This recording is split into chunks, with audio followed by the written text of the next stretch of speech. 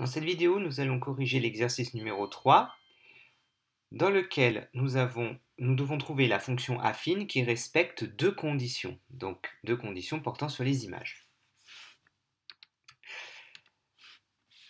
Alors, la première, on doit trouver la fonction affine qui respecte f de 1 égale 3 et f de 4 égale 9.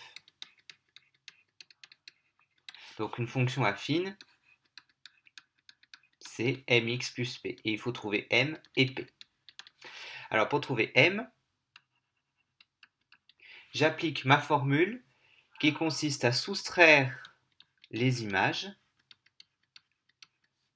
divisé par la soustraction des antécédents dans le même ordre. Ici, j'ai choisi de faire f de 4 moins f de 1, donc en dessous, je fais 4 moins 1.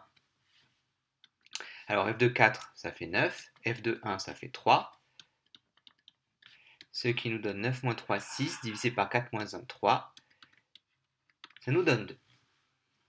Et pour trouver p, je prends une des deux conditions, n'importe lesquelles. Alors, mettons que je prenne la première, et je vais faire l'image moins le coefficient directeur, donc moins 2, fois l'antécédent, 1. Donc, encore une fois, ces deux nombres-là doivent être les mêmes, et celui-là, ça doit être celui que j'ai trouvé. Donc, ce qui me donne f de 1 égale 3, moins 2 fois 1, 2, 1. Donc,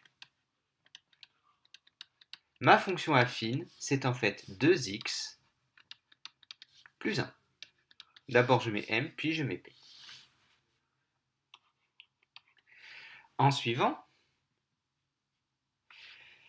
deuxième condition, on a f de 0 qui est égal à 3 et f de 1 qui est égal à 0. Alors, ce qui est intéressant ici, c'est celle-là de condition. f de 0 égale 3. Parce qu'en fait, elle nous donne directement la valeur de p. P, c'est l'ordonnée à l'origine, donc quand x égale 0.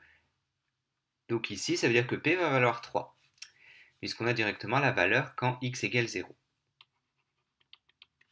M égale, donc soustraction des images divisé par la soustraction des antécédents dans le même ordre.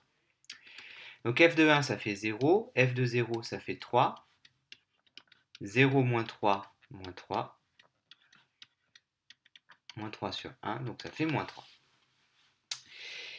Et je sais déjà que P, je vais trouver 3. La preuve, si je fais f de 0 moins moins 3 fois 0, ben moins 3 fois 0, ça fait 0.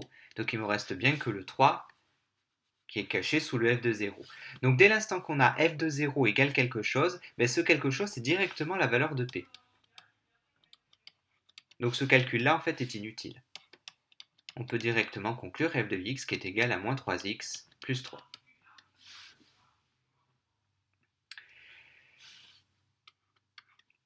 En suivant, f de moins 4 qui est égal à moins 1 et f de 8 qui est égal à 2. Donc je calcule m d'abord. Alors si on fait la soustraction dans l'autre sens, ça ne change strictement rien. Mais il faut juste bien veiller à ce que en haut et en bas, ce soit exactement les mêmes nombres dans le même ordre. C'est-à-dire que si j'ai f de 8 et après f de moins 4, en bas je dois avoir 8 et après moins 4. Si j'écris f de moins 4 moins f de 8, en bas je dois avoir moins 4 moins 8. Dans le même ordre. Donc f de 8 ça fait 2, f de moins 4 ça fait moins 1. Alors 8 moins moins 4 ça fait 8 plus 4, 2 moins moins 1 ça fait 2 plus 1, 3. Donc 3 sur 12 qu'on peut simplifier en 1 sur 4. Et pour trouver P, alors mettons que je prenne celle-là. Alors que vous preniez l'une ou l'autre des deux conditions pour trouver P, vous allez trouver le même nombre. F de 8 moins 1 quart fois 8. Donc F de 8 moins 1 quart fois 8. Ces deux nombres-là devront être identiques. F de 8, 2, moins 1 quart fois 8. 1 quart fois 8, ça fait 8 divisé par 4, ça fait 2. 0. Donc, f de x est égal à 1 quart de x plus 0, mais le plus 0, je ne l'écris pas, ça ne sert à rien. Et pour le petit d, alors là, on nous donne deux choses, la même question, mais écrite différemment. On nous dit que le point A de coordonnées 1,5 et 1 et le point B de coordonnées 1/4 et 3 sont des points de la courbe de f. C'est la même question, mais posée différemment. En fait, un point... Alors, je ne vais pas l'appeler A, je vais l'appeler M. En fait, un point est sur la courbe d'une fonction si et seulement si son ordonnée est égale à l'image de son abscisse. Donc, en fait, ça, vous avez vu ça au chapitre 5. En fait, ici, tout ce que ça signifie, ça veut dire que f de 1,5 est égal à 1. Donc, f de l'abscisse est égal à l'ordonnée. F de l'abscisse est égal à l'ordonnée. Donc, c'est une autre manière de poser la question, mais c'est la même question. Donc, on y va. F de 1,5 moins f de 1/4 sur 1,5 moins 1/4. Alors, en fait, bon, j'ai toujours tendance à soustraire d'abord l'image de l'antécédent le plus grand pour éviter autant que faire se peut d'avoir des moins. Enfin, ça ne change strictement rien. F de 1,5 ça fait 1, f de 1/4 ça fait 3. Vous voyez, là il y a un moins quand même. 1,5 moins 1/4, eh ben 1,5 c'est 2/4. Donc 1,5 moins 1/4, il va rester 1/4. Et donc moins 2 divisé par 1/4, c'est moins 2 multiplié par 4 sur 1. Donc divisé par une fraction, c'est multiplié par l'inverse. Ça nous donne moins 8. Et pour trouver P, bah, par exemple je prends ça.